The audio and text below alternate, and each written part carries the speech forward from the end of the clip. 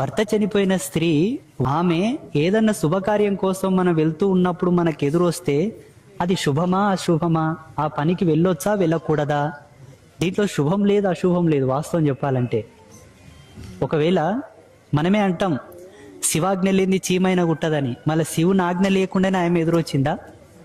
విధవరాలు అడ్డు ఏడ రాకూడదు ఎదురు ఏడ రాకూడదు అంటే ఒక వివాహ సమయంలోనే అది అశుభంగా భావించవచ్చు. ఉదాహరణకి నీకెవరినో పిల్లని చూడని కోతున్నారు నాయన, అప్పుడు ఎదురు వచ్చింది అనుకోండి, ఒక 10 నిమిషాలు వెనక్కి ఆగి వెళ్ళండి. ఆ రోజు వెళ్ళకూడదని కాదు, ఒక 10 నిమిషాలు ఆగండి, ఆగి వెళ్ళండి. లేదు ఈరోజు తాంబూలాలు మార్చుకోవడానికి వెళ్తున్నాం, నిశ్చితార్థం కోసం వెళ్తున్నాం, ఆమె ఆకస్మికంగా వచ్చింది, ఆమె తెలిసి రాలేదు, ఆమెను పంపింది కూడా భగవంతుడే. ఎందుకంటే నువ్వు గడప దాటిన గడియలు బాలేకున్నాయి, ఒక 10 నిమిషాలు నువ్వు ఆగిపోతే అక్కడ శుభం జరిగేది ఉంటది. దీన్ని చూసి నువ్వు ఆగిపో, చూసి ఆగిపో, ఊకైతే నువ్వు ఆగవు కదప్పా.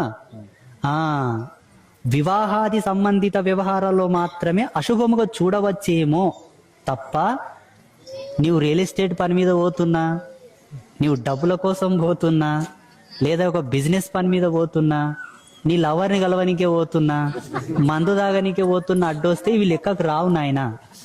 ఎందుకు రావంటే మన హిందూయిజంలో భర్త చనిపోయిన స్త్రీని ధూమావతి దేవిగా పరిగణిస్తారు. ధూమావతి దేవి దశమహావిద్యల్లో ఒక విద్య, సాక్షాత్తు ఆదిశక్తి స్వరూపం.